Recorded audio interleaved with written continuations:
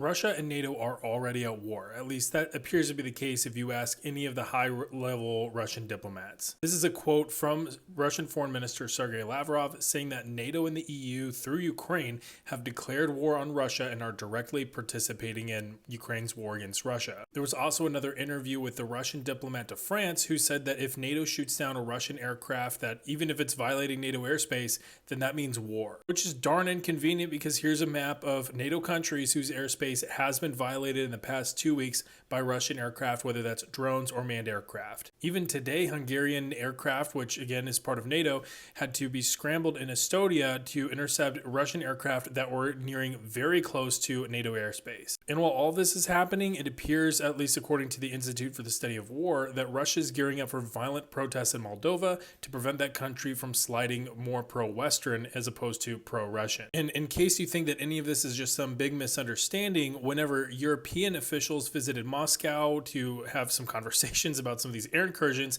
Russia just flat out said, no, this is all legit and this is by design, because they believed that Ukrainian strikes in Crimea could not have happened without European and NATO support.